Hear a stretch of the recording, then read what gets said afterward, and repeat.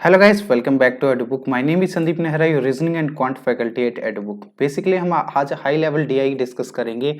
ये series completely mains level की है, जो एक शॉर्ट टाइम पीरियड में आपको मेंस के बेसिक कॉन्सेप्ट और उनके क्वेश्चंस की प्रैक्टिस करवाने के लिए हमने स्टार्ट की है। इसके ऑलरेडी काफ़ी कुछ सेशंस मैंने प्रीवियस कवर करवा चुका हूं, जिसकी एक मैंने सेपरेट प्लेलिस्ट बना रखी है। आप प्लेलिस्ट सेक्शन में जाकर उनको चेक कर सकते हो। सेशन नंबर 8 या 9 है आई थिंक, तो उनको अगर प्रीवियस सेशन से आप देखना चाहते हो तो वो भी आप देख सकते हो। आज की जो डीआई रहेगी वो बेसिकली मेंस लेवल के क्वेश्चंस पे बेस्ड रहेगी, और जो क्वेश्चंस है वो रहेंगे आपके सिंपल इंटरेस्ट, कंपाउंड इंटरेस्ट पे। यहाँ पे सबसे पहले आप देख रहे हो एक टेबल आपको गिवन है। इस टेबल में आपको क्या दे रखा है कि 5 अलग अलग पर्संस दे रखे हैं, उनके नेचर ऑफ जो इंटरेस्ट है, चाहे वो सिंपल पे हो या कंपाउंड पे हो, वो भी आपको दे रखा है। जैसे कि कोई भी पर्टिकुलर पर्सन है, वो जो अमाउंट ले रहा है वो सिंपल इंटरेस्ट पे ले रहा है, कंपाउंड इंटरेस्ट पे, और जो अमाउंट है वो प्रिंसिपल के फॉर्मेट में आपको गिवन है। फिर आपको अमाउंट दे रखी है, फिर ईयर है, फिर रेट ऑफ इंटरेस्ट है। सिंपल चीज आपको समझनी पड़ेगी, सिंपल और कंपाउंड इंटरेस्ट में बेसिकली डिफरेंस क्या होता है। सिंपल इंटरेस्ट हर साल के लिए सेम होता है। मान लीजिए आपने कोई भी अमाउंट है जो यहाँ पे लोन पे ली है या फिर कैसे भी, और आप पर ईयर 100 रुपीज पे कर रहे हो, तो हर साल यहाँ पे अगर आपने सिंपल इंटरेस्ट ली है तो हर साल आपको 100 रुपीज ही देनी पड़ेगी। लेकिन अगर आप कंपाउंड इंटरेस्ट की बात करोगे तो कंपाउंड इंटरेस्ट में फर्स्ट ईयर तो आप 100 दोगे, सेकंड ईयर फर्स्ट ईयर वाले पे भी इंटरेस्ट आपको देना पड़ेगा। तो बस यही एक बेसिक डिफरेंस आपको पता होना चाहिए। सबसे पहले फर्स्ट क्वेश्चन आप देखिए। इस क्वेश्चन का अगर मैं टाइम बताऊं तो आप इजीली इसको 1 मिनट 30 सेकंड्स के इजीली कर सकते हो, या 1 मिनट के अंदर भी इसको कर सकते हो। क्वेश्चन में क्या दे रखा है, if the ratio of principal of Vimal to that of Ashraf is 3:4 and the rate of interest of Ashraf is 20% more than that of Vimal, then what is the interest of Ashraf? Ashraf का आपको interest बताना है, जबकि इनके principal का ratio दे रखा है विमल के साथ, और रेट ऑफ इंटरेस्ट बोला है अशरफ का वो 20% ज्यादा होगा विमल से। सबसे पहले अगर मैं अशरफ की बात करूं, इसका प्रिंसिपल निकाल लेते हैं। प्रिंसिपल कैसे निकालोगे, तो आप देख रहे हो टेबल में विमल का जो प्रिंसिपल है वो है 30,000, और हमें यहाँ पे देखो विमल टू द अशरफ का यहाँ पे जो प्रिंसिपल है उसका रेशियो कितना दे रखा है 3:4। हमें पता है कि विमल का जो यहाँ पे प्रिंसिपल है वो 30,000 है, तो यानी 3 यूनिट की वैल्यू अगर 30,000 है तो 4 यूनिट की कितनी हो जाएगी 40,000। तो यानी अशरफ का जो प्रिंसिपल है आपको पता लग गया कितना है 40,000, तो ये हो गया इसका प्रिंसिपल।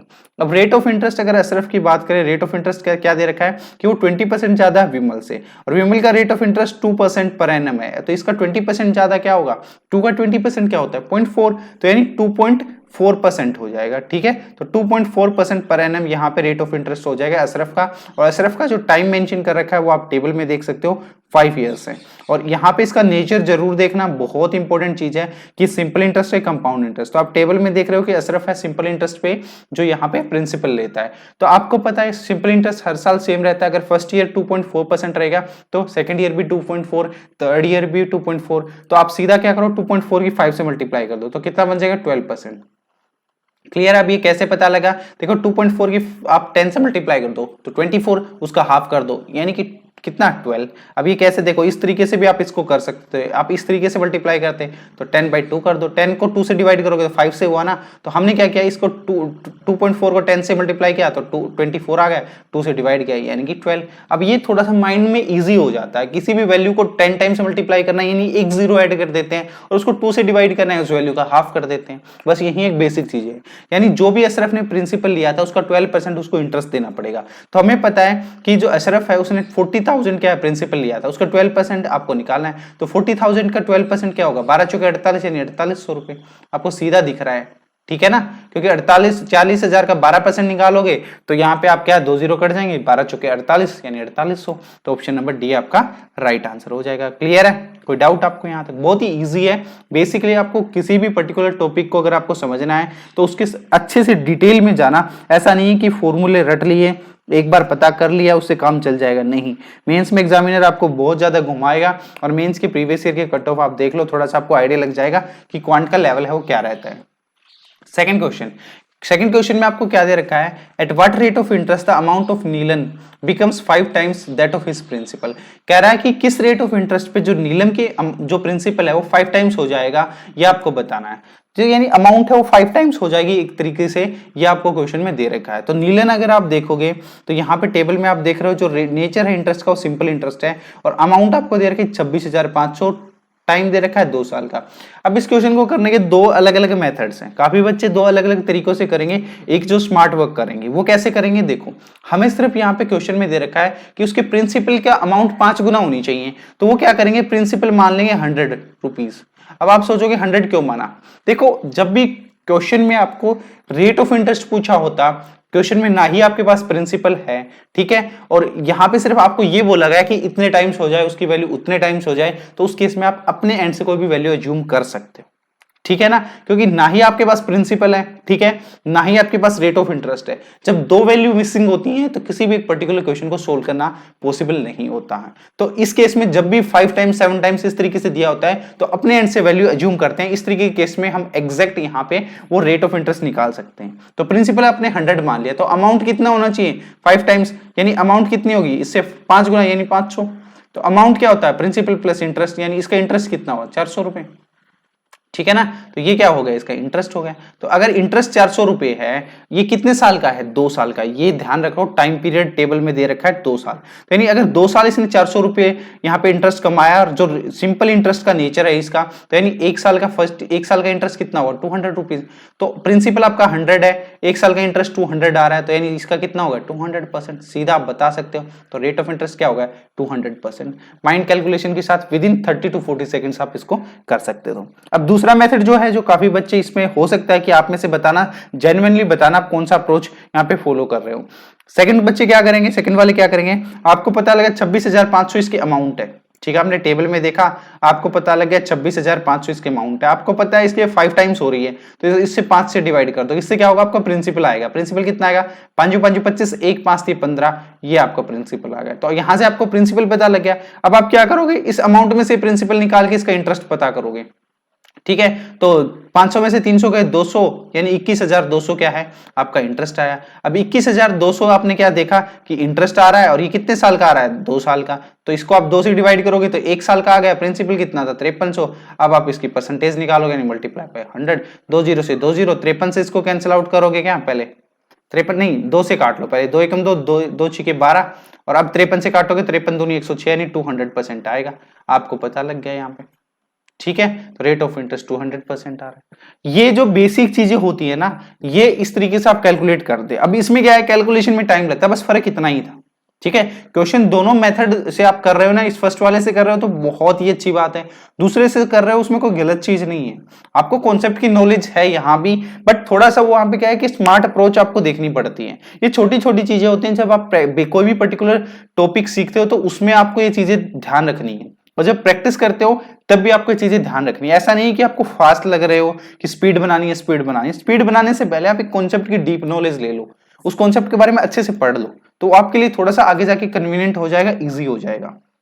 अब क्वेश्चन नंबर 3 को देखो। 3 में आपको क्या बोला है, What is the amount of Ashok when the principal of Ashok is 13% more than that of Anu? कह रहा है कि जो यहाँ पे की जो अमाउंट है अशोक की कितना होगा, जबकि प्रिंसिपल है अशोक का वो 30% ज्यादा किससे, अनु से। अगर यहाँ पे आप क्वेश्चन को ध्यान से समझोगे तो यहाँ पे सबसे पहले आपको अशोक का प्रिंसिपल निकालना पड़ेगा, क्योंकि आपने टेबल में भी नहीं है और इसने बोला है कि अनु से 30% ज्यादा होगा। तो आपको पता है अनु का जो प्रिंसिपल है वो कितना है 20,000 है, तो अशोक का प्रिंसिपल कितना हो जाएगा, अशोक का प्रिंसिपल इसका 30% ज्यादा, तो 20,000 का 30% कितना होगा, 20,000 का 10% 2,000, तो 30% यानी 6,000, तो 20,000 प्लस 6,000 यानी 26,000, तो अशोक का प्रिंसिपल 26,000 हो जाएगा।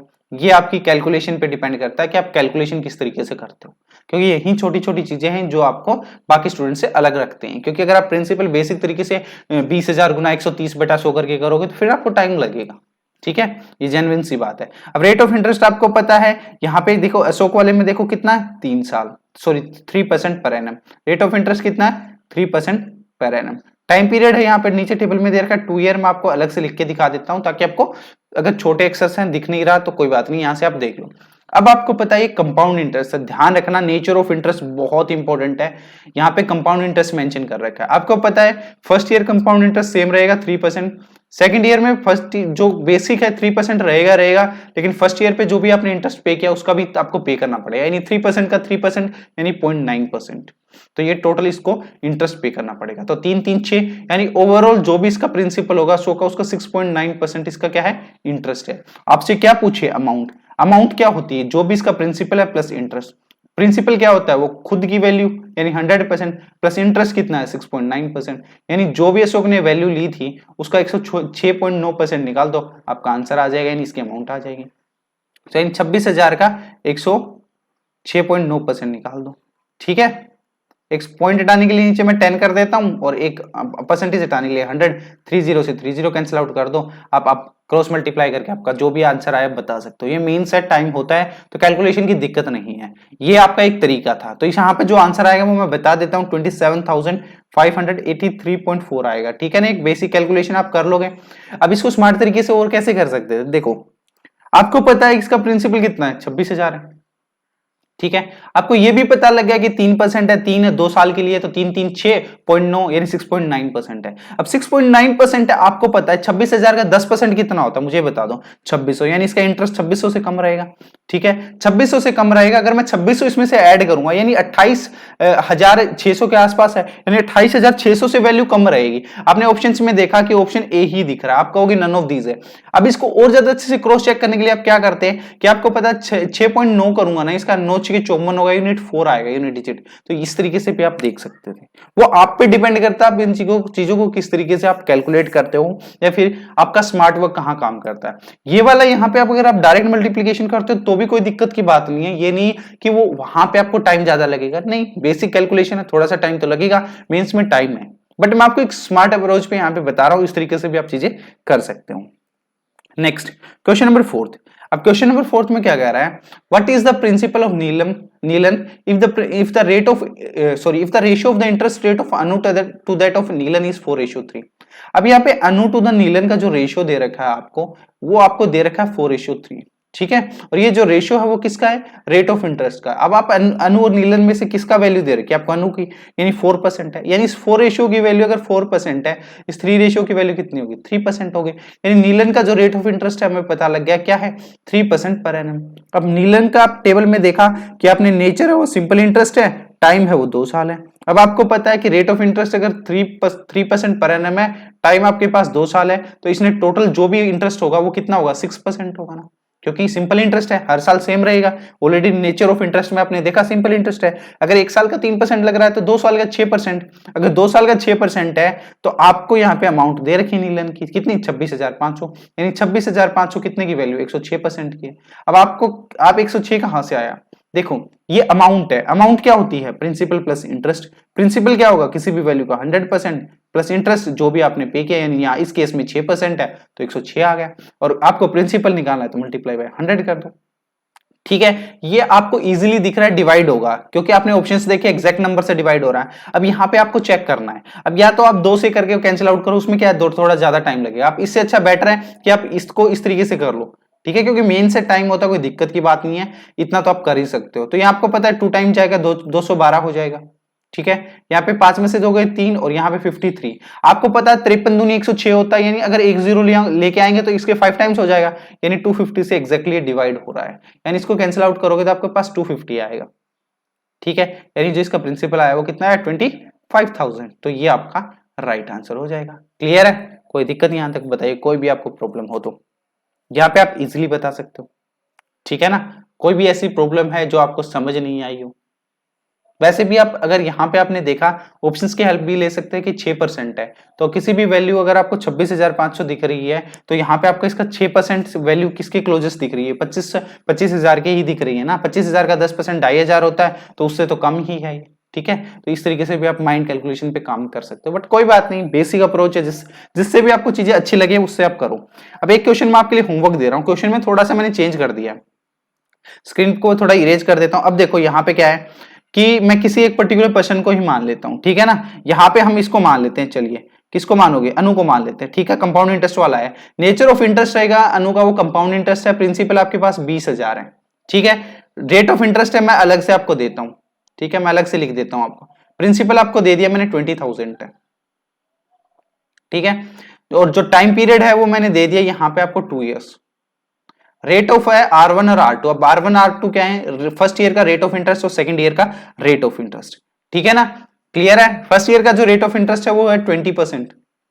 अब ये सोचोगे आपकी 20% तो अच्छा ये इजीली निकल जाएगा, चलो कोई बात नहीं है। ठीक है, तो और सेकंड ईयर का जो रेट ऑफ इंटरेस्ट है वो 1/2% है।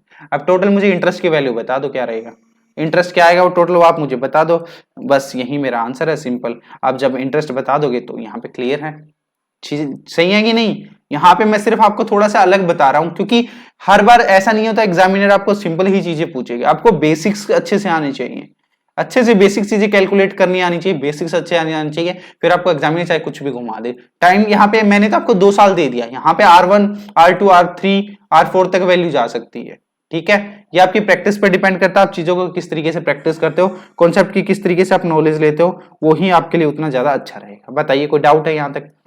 अब अगर सेशन आपको अच्छा लगा हो तो प्लीज लाइक जरूर कर देना, और प्रीवियस सेशंस को देखने के लिए आपको क्या करना है, सिंपली आपको प्लेलिस्ट सेक्शन में जाना है और वहां पे आपको मिल जाएगा, ठीक है। सेपरेट मैंने प्लेलिस्ट बना रखी है मेंस की, हाई लेवल डेटा इंटरप्रिटेशन के नाम से, हाई लेवल मेंस क्वेश्चन के नाम से, तो वहां से उसको आप एक्सेस कर सकते हो। प्रीवियस मैंने सेशंस कराए उनको एंजॉय कर सकते हो। एवरेज टाइमिंग 15 मिनट से 20 मिनट के बीच में रहेगी, मोस्टली शॉर्ट सेशंस रहेंगे, जो आप जब चाहो जैसे चाहो वहीं उसी तरीके से आप उसको देख सकते हो। चलिए मिलते हैं नेक्स्ट क्लास में, तब तक के लिए thank you and have a good day.